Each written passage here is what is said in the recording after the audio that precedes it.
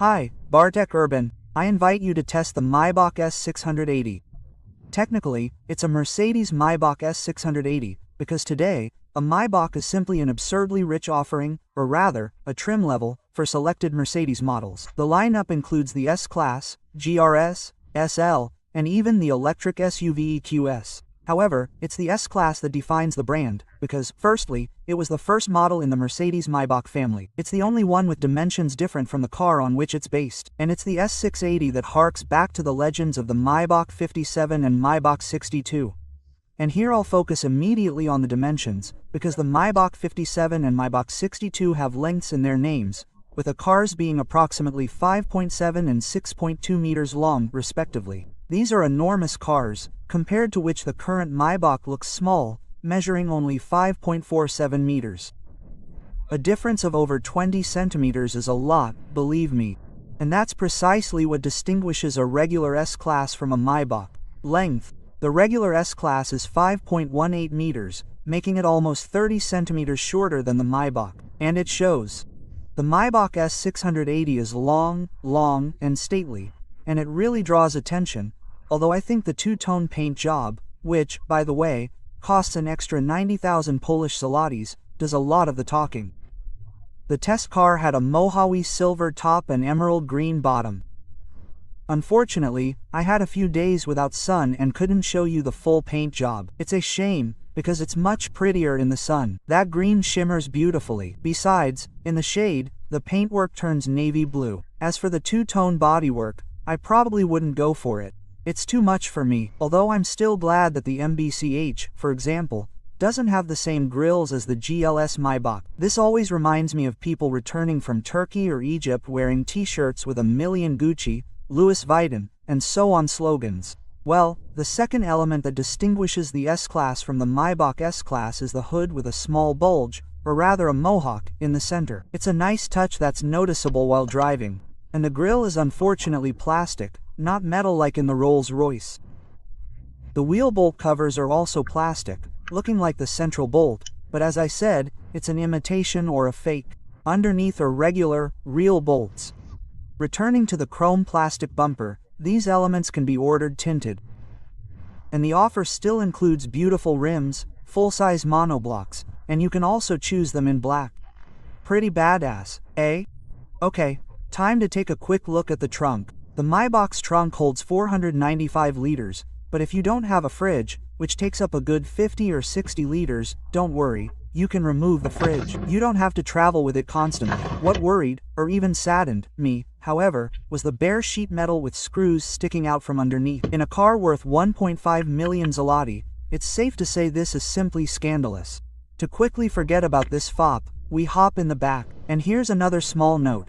Retractable door handles. I don't know about you, but I find this trend disastrous, and such a door handle has more watts than benefits. In fact, in my winter test of this Generation S-Class, I just showed that my door handle froze. Besides, there's light at the end of the tunnel for this pointless trend. China will ban the production of cars with retractable door handles from 2027.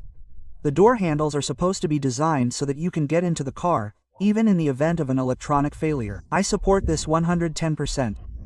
Okay, but come inside, because any worries about door handles and trunk opening will quickly disappear. This is like the best hotel. Leather, cushions, footrests, televisions, tables, headphones, refrigerators, glasses, champagne, heating, ventilation, massage. In fact, you can also heat or cool your drink on the center console or take out a tablet and control the car. If there's anything you'd expect or want in a car, the S-Class Maybach probably has it. It's luxurious, and what's even better, for now I'm sitting on the theoretically inferior side, because the right side can practically fold out into a lounger. Come lie with me. And at this point, it's worth pointing out that the rear doors, of course, don't open or close by force, because that would be humiliating. So, inside here on the roof, there's a button for electric opening or closing. The driver can also do this, but unfortunately, from a tablet. And when we want to close the doors, once we get out, we just lightly touch the door handle and they close. Or the driver will do it for us using that technology tablet. Okay, so we get in the back on the right and fold out the bed. Just press it once and everything opens automatically. It takes a while, but believe me, it's worth it. Although, to be honest, driving around corners in that position wasn't exactly to my liking, and I didn't feel very good. The highway was great, but the bends were a bit of a challenge. Here, too, you have the same amenities as on the left side, with the only difference being the different position. You can lie down. Needless to say, there's plenty of space, but it's worth remembering that I'm 186 centimeters tall, and those bold colors in the cabin can, of course, be changed, and you can even turn them off or dim them a bit. Unfortunately, in my opinion, it looks tacky and doesn't suit a Maybach, but rich people have different styles and tastes, whatever you like. The driver will definitely like the Maybach, although unfortunately, they have to use some force to open the doors. The doors in the front aren't electric anymore. Well, it's also incredibly comfortable here. Admittedly, you can't lie down, but the driver doesn't need it. And with the rear seat folded down, the driver still has a clear view in the mirrors, so there's nothing to worry about. Up front, there's also heating, ventilation, massage, and a soft headrest. A beautiful feature.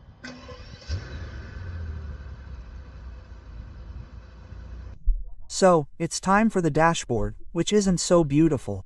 Here, we have a huge tablet in the center with almost no physical buttons, and piano effect plastic that looks like a better piano black across its entire width. Add to that the backlighting, and unfortunately, the result is inelegant, at least not in my opinion. Fortunately, the dashboard can be dark wood, and the colors can be turned off, which makes it all look much better. The tunnel will still be piano black, but it must be admitted that the quality of everything is very good. And here, too, there's an improvement over the Maybach I tested 3 years ago. The fit was worse there. Listen to what it looks like now.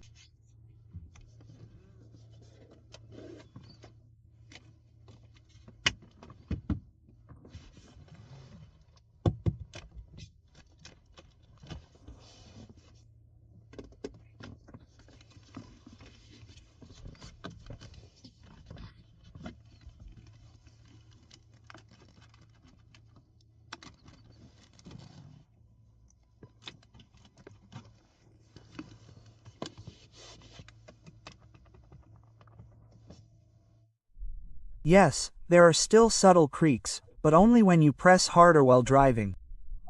Everything looks really expensive. The screens also work very well, and the large one even has 3 operating modes. You can use the touchscreen to swipe your finger across the touch-sensitive buttons on the steering wheel, which I find inconvenient because it doesn't always register perfectly. Or you can talk to the car. Hey, Mercedes.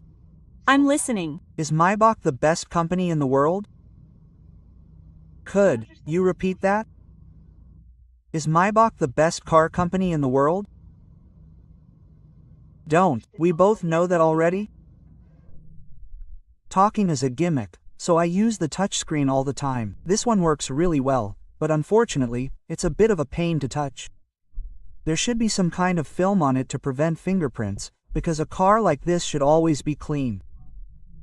Speaking of cleanliness, there's also an air ionization function and you can apply a fragrance to the cabin. The scent is worth $1.5 million zlotys. Beautiful, but seriously, it smells really nice. The second screen is the digital instrument cluster, which features a new graphic design specifically for the Maybach version, with gold and white during the day and black and gold at night. In the background, of course, are a multitude of Maybach badges. These also appear when you open the doors at night.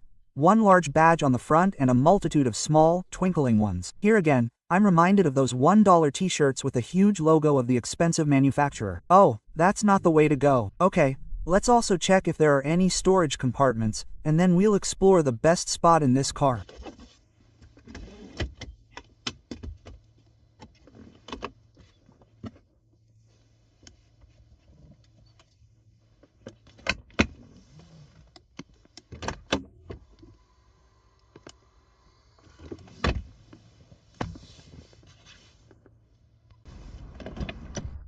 If you thought the back seat was the best, you were wrong. The best place is here.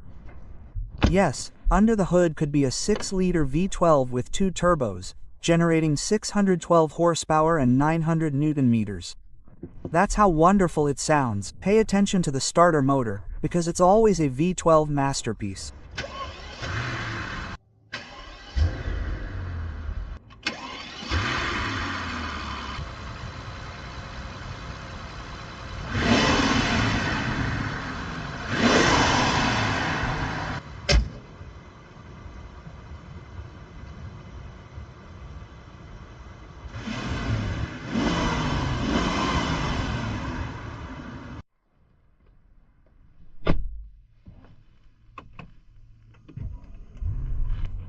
Oh, beautiful, velvety. Although the recording clearly audible the clicking of the injectors and other components, in person, especially with the hood closed, it's beautiful.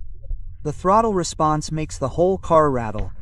Not bad. Besides, you can also tell it's a Maybach by its different exhausts. There are split-level exhausts in the bumper, but through them you can see the real pipes at the back, and that's how the car sounds.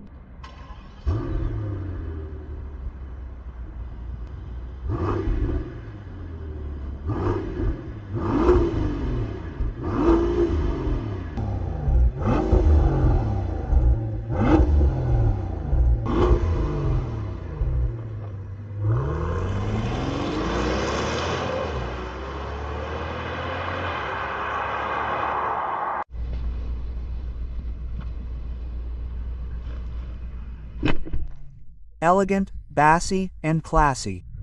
There's no kitsch or party atmosphere here.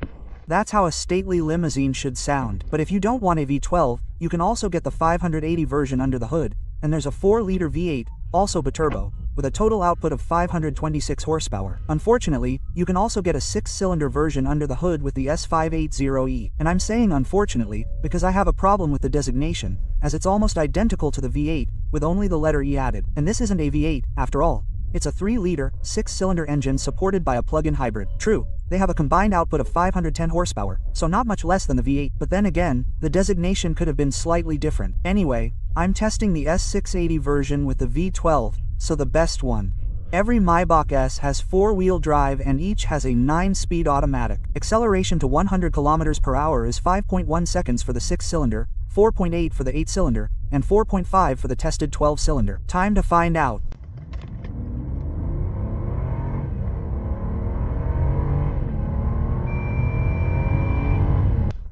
The result is a velvety 4.4 seconds, but you don't feel it at all. The power developed by this V12 is so linear and so majestic that there's no rumble. You just feel it pulling from bottom to top with equal force. The top speed is limited to 250 km/h, and the car accelerates from 0 to 200 km/h in 13.7 seconds. That's very fast for a car that weighs 2,365 kilograms, still 150 kilograms less than the new BMW M5. It's just a shame the Maybach has such a drastic gearbox lag.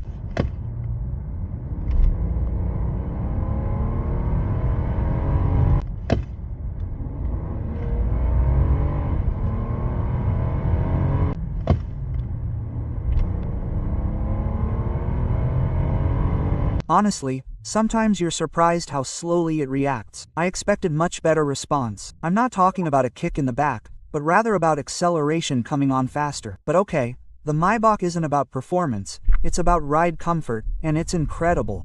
The Maybach has air suspension with a new dedicated Maybach driving mode, where the car really floats over bumps. In my opinion, there should only be this mode, no other, just the Maybach mode. It's super comfortable until you hit a lateral bump. Then, unfortunately, the suspension shakes terribly. That's a major drawback. The advantage is the rear axle steering. Unfortunately, this car didn't have it. It's a shame, because with such a long length, it would have been useful. The standard headlights, which are brilliant, are the headlights. They are full LED, adaptive, and feature pixel technology, with over 1 million of them per headlight. Thanks to this, not only do they shine very far and incredibly brightly, but they can also project street signs or greet us with a display like this. Seriously, driving at night is like driving during the day. It's so bright. It's also clear, or rather, it's clear, that the car uses a lot of fuel, but let's face it, anyone buying a car with a V12 probably doesn't care about fuel consumption, but I checked it anyway. In the city, you can get about 20 to 21 liters, but the traffic has to be very smooth. If we get stuck in traffic, we reach 30 liters, which shouldn't surprise anyone, since the manufacturer itself quotes city fuel consumption at 23.5 liters. On the highway, however, I think it's excellent, with about 10 liters at 120 km/h and about 12 at 140 km/h. These are fantastic results for a 2.4-ton SPAD limousine with a 600 horsepower V12 under the hood. Bravo! The fuel tank holds 76 liters, which gives it a range comparable to an electric car in the city, but on the highway, you can easily cover 500 or 600 kilometers in absolute silence. The soundproofing is, of course, top-notch, as is the suspension, although I've already mentioned that, aside from the lateral bumps. I don't know how to rate the audio, though, as I had a hard time getting it to sound good. I don't have great hearing either, but in my opinion, it didn't sound like audio should for an extra 30,000 zloty. Oh, and I forgot to mention it, but at 140 km per hour, the revs are 1750. At 200 km per hour, it's 2,250, and at 250 km per hour, it's 2,950. Those are beautiful highway revs. Time for a nice price list then. The entry-level Maybach with 6 cylinders, the S680 hybrid, costs a minimum of 954,000 Polish zlotys. The V8 S580 costs 960,000 Polish zlotys, and the king, the V12 in the tested S680, starts at 220,000 Polish zlotys. That's right, the extra cost over the V8 is 260,000 Polish zlotys, and performance is only 3 seconds faster. But it's not about performance or price, it's about the V12, and these days, few can boast such an engine. Today, the V12 is only found in cars like the Rolls-Royce Phantom Ghost Cullinan, Ferrari Purosangue, Ferrari 12 Cyandri, Aston Martin Vanquish, Aston Martin Valkyrie, Lamborghini Revelto, Pagani Utopia, Gordon Moray T50 and T3, and Zenwo Aurora. You have to admit, the company is excellent, and among these cars, the Maybach's only competitor is the Rolls-Royce Ghost, which is based on the BMW 7 Series. Unfortunately, Bentley has already withdrawn the 12-cylinder engine from the flying spare model, leaving only the Maybach and Rolls with V12s. However, the base Ghost is around 300,000 minus 400,000 Polish zlotys more expensive, so it turns out the Maybach is well priced. And the tested car didn't cost 220,000 Polish zlotys, but it had a few extras that raised the price to 560,000 Polish zlotys. Yes, 340,000 Polish zlotys in extras, but that's no surprise. That two-tone paint job costs an extra 90,000 Polish zlotys. The first-class package, that is, reclining seats, massage, televisions, refrigerators, and so on,